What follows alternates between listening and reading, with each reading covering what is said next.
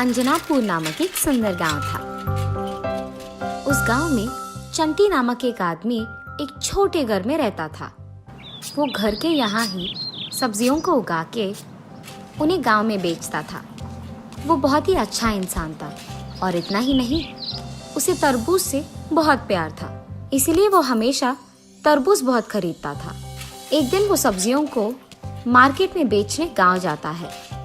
सब्जियां सब्जियां, ताजा ताजा सब्जियां, आइए बाबू आइए, घर पे उगाए हुए ताजा ताजा सब्जियां हैं, जल्दी आइए बाबू। उसकी बातें सुनकर वहां से गुजर रही एक औरत उसके पास जाती है। 1 केजी टमाटर दे दो बाबू। जी मेम साहब। ऐसे वो टमाटर उस औरत को दे देता है। इतने में उसे कहीं और से एक आवाज सुनाई देती है, तरबूज तरबूज, ताजा ताजा तरबूज, मीठा मीठा तरबूज, एक तरबूज का सिर्फ 50 रुपए, आइए बाबू आइए। अरे लगता है यही कहीं तरबूज कोई बेच रहा है, मुझे जल्दी वहां जाना होगा और पता लगाना होगा कि कौन तरबूज बेच रहा है। ये सोचकर वो अपने आसपास देखते रहता है। इतने में उसे दूर में एक आदमी दिखाई देता है जो तरबूज बेच रहा है। गर्मी का मौसम आ गया तो इसका मतलब ये है कि मेरे पसंदीदा तरबूज वापस आ गए हैं। मुझे बिना देरी के जल्दी वहां जाकर तरबूज खरीदना होगा और आज से हर रोज मैं तरबूज खरीदूंगा। हाँ, ये फैसला करके वो खुशी खुशी उस तरबूज की दुकान की ओर बढ़ने लगता है। एक तरबूज का सिर्फ 50 रुपए है साहब, लीजिए। 2 तरबूज 80 में दे दोगे? जी साहब लीजिए। ये कह के वो आदमी उसे 2 तरबूज देता है। तरबूज खरीदने की खुशी में चंटी ये भी भूल जाता है कि उसके खुद के सब्जियां हैं और वो खुशी खुशी दुकान बंद करके उसके घर चले जाता है तरबूज खाने। तरबूज से बहुत लगाव होने के कारण वो हर रोज सब्जी बेचकर आए हुए पैसों को सिर्फ तरबूज खरीदने में लगा देता था। उसी समय में गांव के सारे अमीर लोग इस डर में जी रहे थे कि अगली बार किसके घर में चोरी होगा, क्योंकि उस समय में चोर बहुत थे और अमीर लोगों के घर में बहुत चोरी करते थे। एक दिन एक अमीर आदमी की पत्नी कीर्तना चोर और चोरी के बारे में सोचते हुए इधर उधर घूमती रहती है। इतने में उसे चंटी दिखाई देता है तरबूज लेके जाते हुए। उसे देख वो सोचती है, अरे इस आदमी का घर तो इस गांव में सबसे छोटा है। अगर मैं अपने गहने, सोना और जेवर इसके घर में डाल दूं तो किसी को शक भी नहीं आएगा और किसी को कभी भी पता नहीं चलेगा। इसके छोटे घर में तो चोर भी नहीं घुसेंगे, तो मेरे गहने सारे सुरक्षित रहेंगे। और क्योंकि ये आदमी अकेले रहता है, मुझे इसके घर में गहने डालने और निकालने में भी कोई दिक्कत नहीं होगा और मुझे उस चोरों के बारे में चिंता करने की कोई जरूरत नहीं पड़ेगी। जैसे ही वो चोर यहाँ से चले जाएंगे, मैं अपने गहने, सोना और जेवर उससे वापस ले लूंगी। हाँ, यही अच्छा तरकीब है। इस सब के होने के बाद जब मैं अपने गहने और जेवर अपने घर वापस लेके जाऊंगी, तब मैं अपने पति को बताऊंगी। मुझे ये सब सुबह के समय में करना होगा, जब चंटी उसके घर से बाहर सब्जी बेचने जाएगा। तब किसी को कोई शक नहीं आएगा, यहाँ तक कि उसे खुद भी पता नहीं चलेगा। ये फैसला करके वो अगले दिन सुबह चंटी के घर के बाहर जाने का इंतजार करती है। जैसे ही वो चला जाता है, वो उसके सारे सोना सब उसके घर लेके जाती है, पर उसे समझ में नहीं आता कि वो सब वो कहाँ छुपाएगी। हाँ, मैं इस सब को एक बड़े डिब्बे में डालकर जमीन के नीचे छुपाऊंगी, ये फैसला करती है। तब वो उसके फैसले के मुताबिक जमीन में खोदकर उसमें ये बड़ा डिब्बा डालकर उसमें उसके सारे सोना सब कुछ भर के उस डिब्बे को बंद करके उस पे मिट्टी डालकर उसके जमीन के टाइल्स को वो वापस लगा देती है। उसके बाद वो वहां से चले जाती है। ऐसे बहुत दिन बीत जाते हैं। हर रोज की तरह एक दिन जब चंटी तरबूज खरीदकर उसके घर आता है, तो उसे कहीं नीचे रखने की जगह देखता है। इतने में उसके हाथ से वो तरबूज नीचे गिरकर टूट जाता है और उसके साथ ही जमीन का टाइल भी टूट जाता है। अरे रे, मेरा तरबूज टूट गया। एक और तरबूज खरीदने के लिए मेरे पास पैसे भी नहीं हैं। अब मैं क्या करूं? ऐसे गम में वो तरबूज के टुकड़ों को और उसके नीचे टाइल के टुकड़ों को फेंकने के लिए इकट्ठा करता है। अरे ये क्या, टूटे हुए इस टाइल के नीचे मिट्टी पर हाथों का निशान है। क्या सारे टाइल्स के नीचे ऐसे ही हाथ के निशान होंगे? खोलकर देखना ही बेहतर होगा। ये फैसला करके वो उसके बगल के टाइल को भी निकाल कर देखता है, पर उसके नीचे मिट्टी पे हाथ के निशान नहीं होते हैं। ये देख वो आश्चर्यचकित होता है। अरे ये क्या, एक टाइल के नीचे हाथ के निशान और दूसरे टाइल के नीचे कुछ भी नहीं। ये सोचते हुए जब वो मिट्टी को इधर उधर करता है तो उसे एक डिब्बा नजर आता है और उसे देख वो दंग रह जाता है। ये इतना बड़ा डिब्बा कहाँ से आया होगा? मैंने तो नहीं रखा इसे यहाँ। ये सोचते हुए वो उस डिब्बे को बाहर निकालने की बहुत कोशिश करता है, पर उतनी कोशिश के बावजूद वो निकाल नहीं पाता है।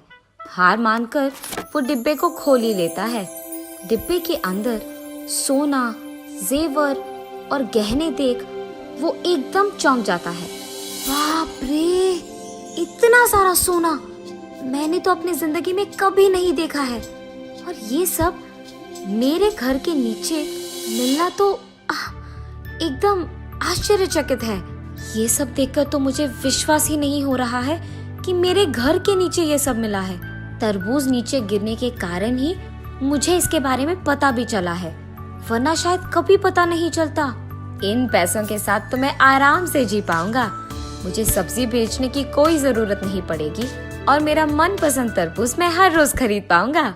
लेकिन अगर मैं एक ही बार में बहुत सारे तरबूज खरीदूंगा तो लोगों को मुझ पे शक आ जाएगा। इसलिए मुझे इन पैसों को ध्यान से खर्च करना होगा। और इतना ही नहीं, मुझे इस डिब्बे को यही जमीन के नीचे ही रखना होगा, ताकि कोई अगर मेरे घर आए भी तो उन्हें शक तो नहीं होगा। ये फैसला करके वो कुछ पैसे उस डिब्बे से लेकर उस पे वापस टाइल लगाकर तरबूज खरीदने जाता है। तब से वो हर रोज सब्जियों को बेचना बंद करके सिर्फ तरबूज खरीदते हुए खुशी खुशी जीता है। ऐसे बहुत दिन बीत जाते हैं। एक दिन वो पैसे लेकर तरबूज खरीदने दुकान जाता है। अरे आज तरबूज बहुत कम दिख रहे हैं, क्या बात है? गर्मी का मौसम खत्म होने वाला है ना भाई साहब, इसलिए तरबूज कम ही दिखेंगे ना। अब ज्यादा उगाएंगे भी नहीं कोई भी, तो इनका मिलना कम हो जाएगा। अरे हाँ, अगर गर्मी का मौसम खत्म हो गया तो मैं अब तरबूज खरीद नहीं पाऊंगा, इसीलिए एक तो नहीं बल्कि सारे तरबूज खरीदूंगा मैं। कम से कम इन सारे तरबूजों को तो खा पाऊंगा। आप यही रुकिए भाई साहब, मैं अभी घर जाकर कुछ और पैसे लेकर आऊंगा। इस सारे तरबूजों को मैं ही खरीदूंगा, आप किसी को ये तरबूज नहीं बेचेंगे, ठीक है? अपने चारों ओर देखे बिना चंटी ये कहकर वहाँ से जल्दी चले जाता है। ये सब वही मौजूद एक अमीर आदमी सुन लेता है। हाँ, सब्जियां बेचकर आए हुए पैसों से एक तो तरबूज खरीदने वाले चंटी के पास इतने सारे पैसे कहाँ से आ गए कि वो सारे दुकान में मौजूद तरबूज खरीद पाए?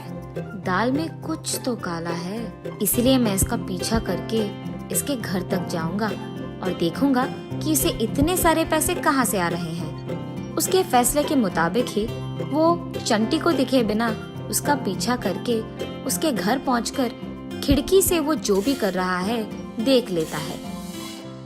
इसका घर दिखने में इतना छोटा है, मगर इसके घर के अंदर इतने बड़े डिब्बे में बहुत सारा सोना और पैसा है। ये मुमकिन कैसे हो सकता है? उसे इतने सारे पैसे कहाँ से मिल रहे होंगे?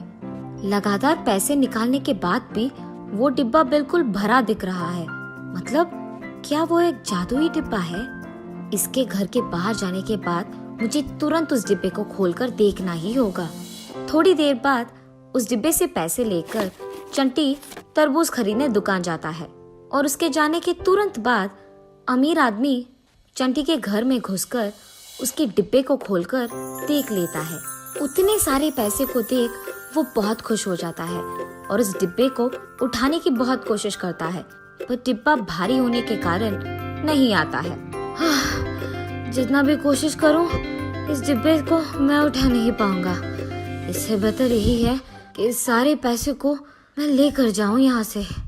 इसलिए वो एक के बाद एक सोने को और पैसे को उठाते लेते जाता है, लेकिन बहुत सारे पैसे और गहने लेने के बाद भी उस डिब्बे में और भी बचकर रहना देख वो चौंक जाता है और दंग रह जाता है। जरूर ये कोई जादुई डिब्बा है, इसीलिए मैं इसे उठा भी नहीं पाया हूँ। और ऐसे ही एक के बाद एक पैसों को और गहनों को लेकर जाऊंगा तो वो चंटी घर आ ही जाएगा। इसीलिए उसके घर आने से पहले ही मुझे उसके पास लेकर एक सौदा बनाना होगा कि उसका घर मेरा हो जाए और मेरा उसका। तब मुझे ये जादुई डिब्बा में मिल जाएगा और इस गांव में सबसे ज्यादा अमीर बन जाऊंगा मैं। ये फैसला करके वो वहाँ से तुरंत तरबूज की दुकान जाता है चंटी से मिलने। चंटी, मैं सिर्फ इस दुकान के ही नहीं बल्कि बाहर से भी तरबूज मंगाकर तुम्हें दे दूंगा और साथ ही मेरा बहुत बड़ा घर भी तुम्हें दे दूंगा। इस सब के बदले में मुझे सिर्फ तुम्हारा घर चाहिए, वो मेरे नाम कर दो और मैं अपना घर तुम्हारे नाम कर दूंगा। अगर तुम नहीं माने तो मैं ऐसा करूंगा कि तुम्हारे पास रहने के लिए घर भी नहीं होगा। सोचकर मुझे जवाब दो। इस गांव में सबसे अमीर आदमी तो यही है, ये कुछ भी कर पाएगा, इसलिए बेहतर यही है कि मैं इसकी बात मान लूं और सौदा कर लूं। मैं इसका घर ले लूंगा और मेरे घर में जो पैसे और सोना मौजूद है वो सब मैं छोड़ दूंगा, क्योंकि मेरे पास कम से कम एक घर तो होगा। उसी घर में मैं सब्जियां उगाकर अपना काम कर सकता हूँ और उसी पैसों से मैं तरबूज खरीद पाऊंगा। यही मेरे लिए अच्छा है। साहब, आपके कहे के प्रकार ही मैं करूंगा। मैं आपका घर ले लूंगा और आप मेरा ले लीजिएगा। ये सुनकर अमीर आदमी खुशी से पगला जाता है और तुरंत उसका घर चंटी के नाम कर देता है और चंटी का उसके नाम कर देता है और उसके वचन के मुताबिक ही बाहर से भी तरबूज मंगाकर सारे तरबूज चंटी को दे देता है। और उसके बाद उसकी पत्नी को लेकर वो चंटी के उस छोटे घर में जाता है। अरे, आप मुझे यहाँ क्यों लेके आए? कीर्तना, अब से ये घर हमारा है, हम यहीं पे रहने वाले हैं। मुझे पता है कि ये घर बहुत छोटा है, पर इसमें एक जादुई डिब्बा है, उसमें बहुत सारा पैसा, सोना और जेवर है।